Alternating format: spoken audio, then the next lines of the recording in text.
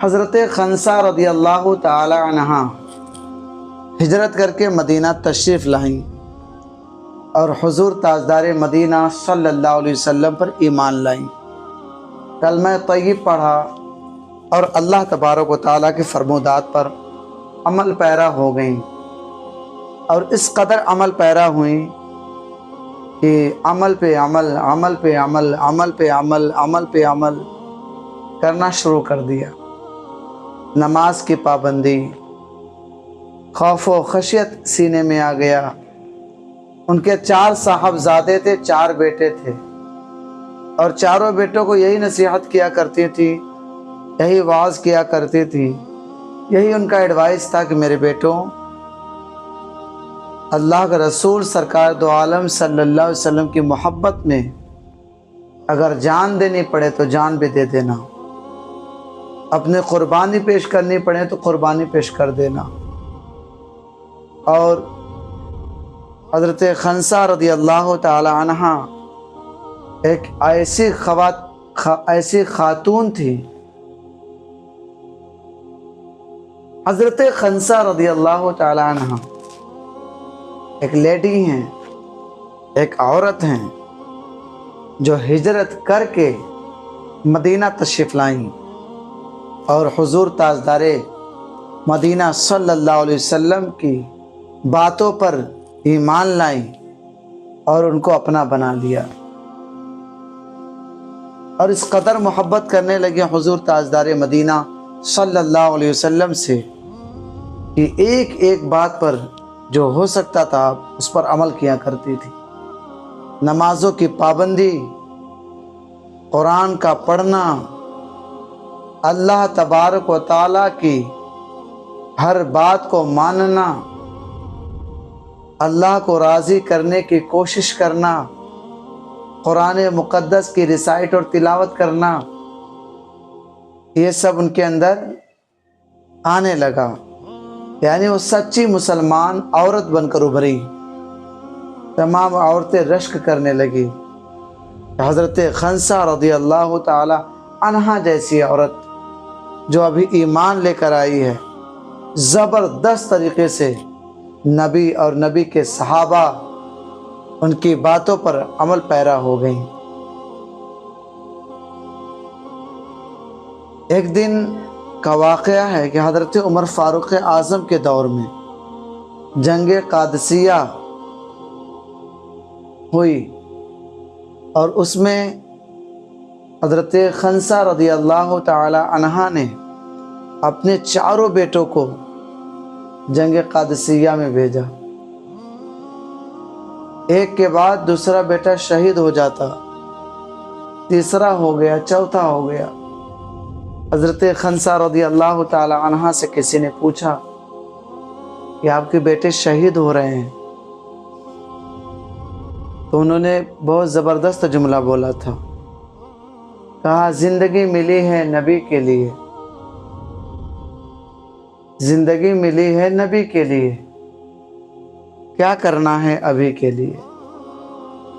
تو جب اللہ تعالیٰ نے ہمیں زندگی دی ہے تو عبادت کے لیے دی ہے، نبی کی باتوں پر عمل کرنے کے لیے دی ہے، اور انہوں نے ثابت کر دیا حتی اکون احب الیہ من والدہ وولدہ والناس اجمعین، کہ نبی سے اتنی محبت کرو کہ اپنے بچوں سے بھی زیادہ، اپنے باپ سے بھی زیادہ۔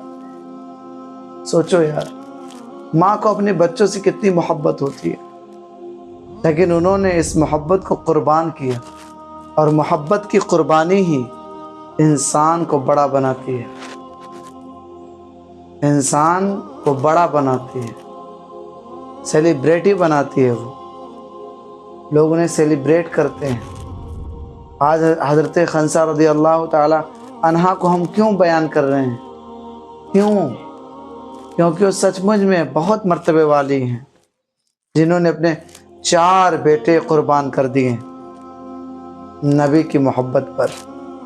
یہاں تو 10 بیٹے بھی ہوتے ہیں، 5 ہوتے ہیں، 6 ہو رہے تھے، ابھی ہو بھی رہے ہیں کسی کو۔ وہ نماز کے لیے انہیں بھیج نہیں پاتی، قربانی تو دور کی بات ہے۔ شہادت تو دور کی بات ہے، پہلے کی مائیں پیدا کرتی تھی نمازی، ان کے بیٹے بھی ہوا کرتے تھے دین کے غازی، اللہ ان سے ہوتا تھا راضی کیونکہ وہ تھے پکے نمازی۔ آج دور حاضرہ میں نماز سے دور اور سماج سے نزدیکی بڑھانے کا چکر ہے۔ سوچ رہے ہیں کہ سماج سے نزدیکی بڑھا لیں گے تو یہ آنا شروع ہو جائے گا، اور نماز سے نزدیکی بنائیں گے تو یہ جانا شروع ہو جائے گا۔ ایسی لوگوں کی سوچ ہے۔